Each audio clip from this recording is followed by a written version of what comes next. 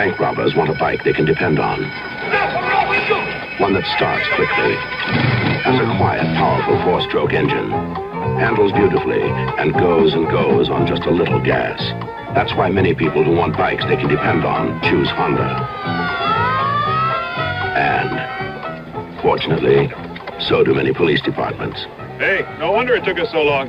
They got a new Honda 360. Put the cuffs on, Mary.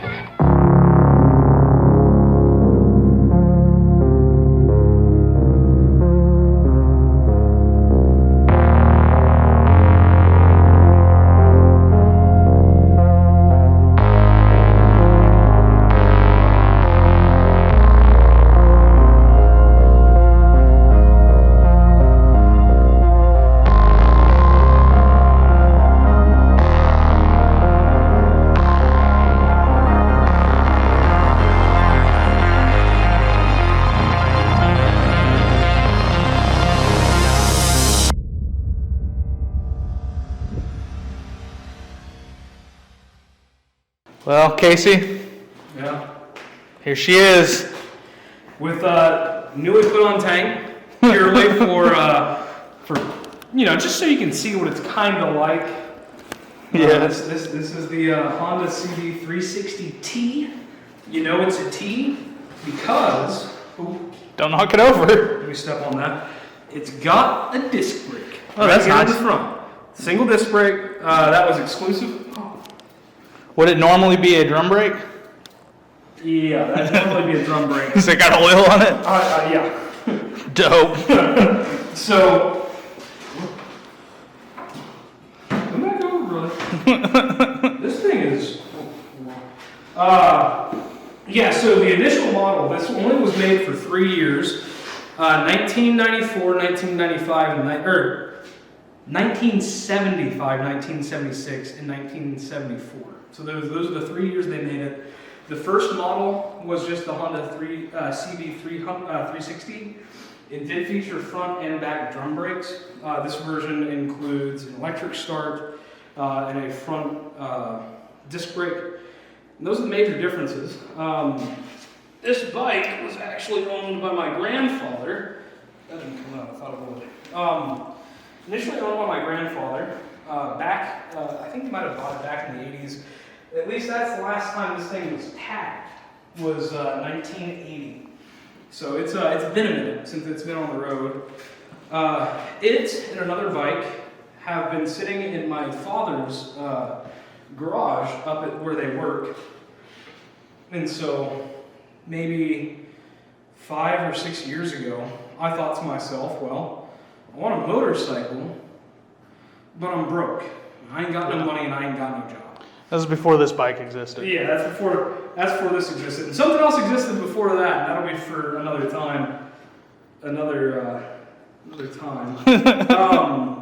But back then, I didn't have nothing in my name. I said I want a motorcycle, and that's when I found out my grandfather had two. And so I went with my dad out to his shop, and there they were. I said, that looks awesome. I'd love to give it a shot. And so I rented a storage locker. I had my dad trailer it and drop it off over there. And I was hopeful. I took apart some of it. I tried to scratch some of the paint off, or some of the rust off with a thing of sandpaper. And I did a little bit of this and that. I knocked off the carburetors and had some guy rebuild them. I bought like a rebuild kit. And no matter what I tried, I even bought a replacement battery for this thing, but no matter how much I tried, let me actually sit on it. No matter how much I tried, I could not kickstart. It would never kickstart. Oh, I grabbed this brake like it's going to do something. But I do that, and I do that over and over again, and I never got anything out of it. Sounds like it's got some compression, though. Oh, no, it has great compression. Before my grandfather put it up in the shop, he said that he'd had the engine rebuilt all the way. And so if it was a rebuilt engine and it's done nothing but sit in a shop, not exactly well covered, you can see dust and grime. Some of that's from my storage locker. But if it sat all that time and was still, there, I would expect that the engine's still pretty good. But as of right now, don't trust things that I can't see. So, our plan is to rip this thing to the frame. I want to replace all of the electronics on it, I want to replace all the lights on it, all the controls on it. We've got some cracks up here in the triple tree, so we need to get a new triple tree, we need to get new forks, completely redone wiring and all that. Here, let me turn that so you can get a good angle at her. Yeah, she's cracked though. Mm-hmm. But my plan is, And that is some rust there on the tank. this tank has seen better days, and part of its hurt is my fault, I'm not going to lie to you, but misguided attempt to derust it. So we'll need a new tank. There's just a lot of things this old girl needs, and we're going to have to work on it. So it's not going back, it's not going to look like this ever again probably, but we're going to make it our own, see what it can do. Not doing a accurate restoration, but a rebuild in a new kind of style, and not quite a cafe racer either. Something. Yeah, that's where I'm not entirely sure just yet. Is, you know, do we go full traditional cafe racer, or are we going to go for a more, you know, something in the same spirit, but just a little bit different, a little bit more sporty. I would like something a little bit more sporty, and so. You know, we got options, we got plans. We're gonna have to, like I said, we're gonna have to tear this thing to the ground. Yeah, I guess that's step one is getting it apart, and then we can decide where we go from once it's apart. And that's the thing is, you know, as of right now, it feels simple. It feels like you strip it to the frame, clean up the frame, you get new parts for what you need new parts of, but you keep the frame in the engine, and then you go on your merry way. But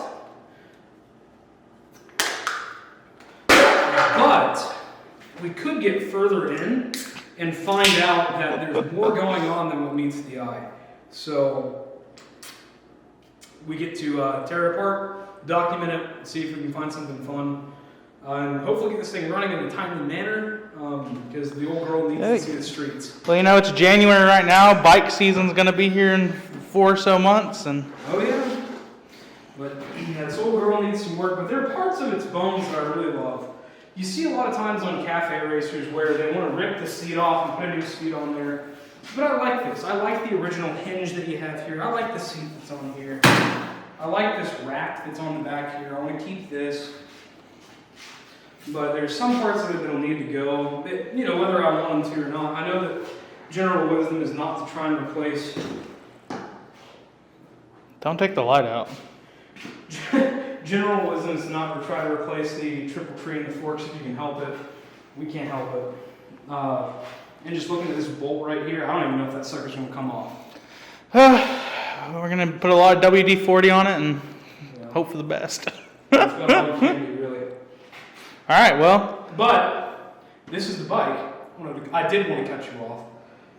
This is a fun little comparison because this is the 1975 46 Honda CB360T, but over here we have a 2021 Honda CB300. You can consider this the grandson of the CB360.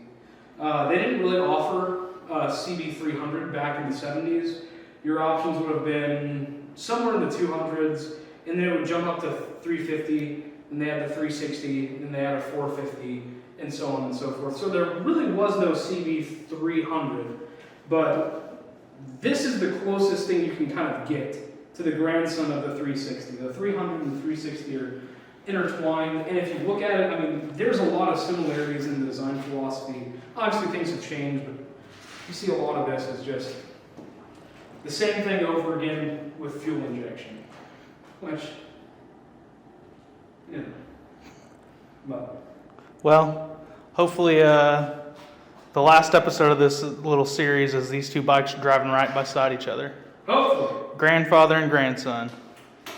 Hopefully. Oh, Lord. Yeah, really. Let's start tearing this bitch apart. All right, well, we just started, and we've already discovered that the tank we thought was useless is definitely useless. Oh, it's for sure useless. Oh, is that a hole? That's a hole in the tank. Oh, yeah. No, she's dead. Yeah, she's dead, Jim. That sucker's done. Oh, yeah. Well, all I can say is we can sand it down and hang it on the wall. That's what it's good for now. Not a good decoration. Or take it to a flea market, because Lord knows somebody would buy it at a flea market. I'm embarrassed. Well, do you want to move the good bike out of the way so we have more room to actually work? Yeah, let's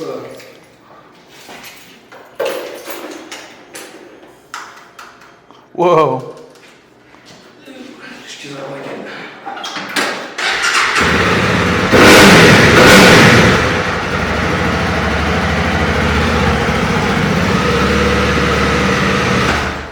Yeah, don't hit the propane heater. Actually, I probably need to move away. No, I'll move the propane heater. Move a little bit closer to us. Okay.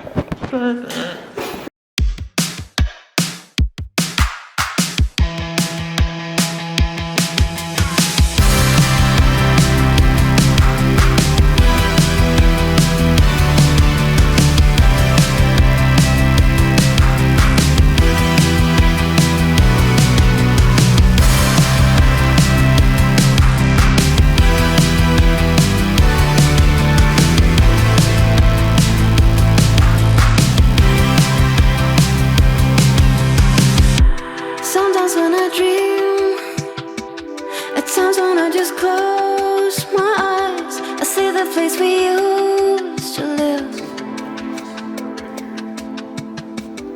Gaze up at the sky and I look for a familiar face. I try to find my way back home.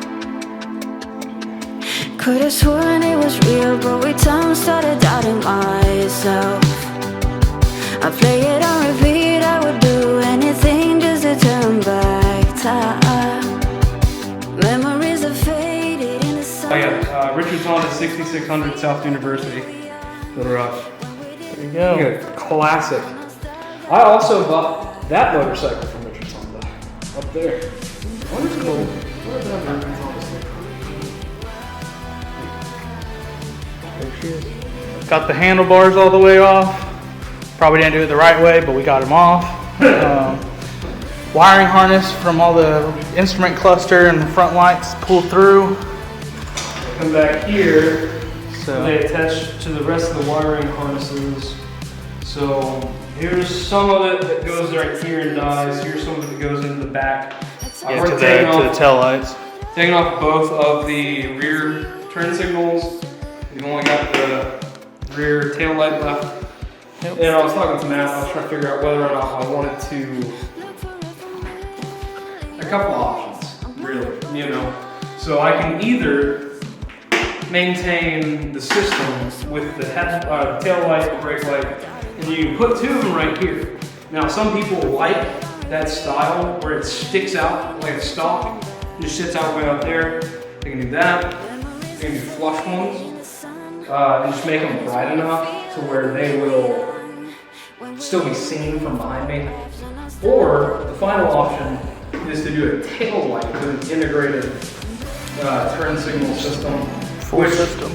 Honestly, for this bike, might look pretty good. The problem is going to be, do I want to keep this housing and put new bolts and circuitry in it?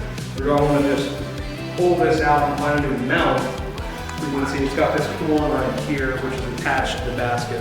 It's not structural to the basket, of course, so we could take this part out and not affect this. The only cool part is the sticker. That sticker is really cool. Just because of the fact you bought your bike there to your new one, and your grandpa bought his there. He bought two of them there. Yeah. It would be, maybe we might be looking at making like a copy of that sticker. Yeah. We put it can on. probably get it. We can probably get it. Done pretty well too, I'm sure. Yeah. Yeah, that's kind of where we're at right now. All right. Well, we're just gonna get back to it.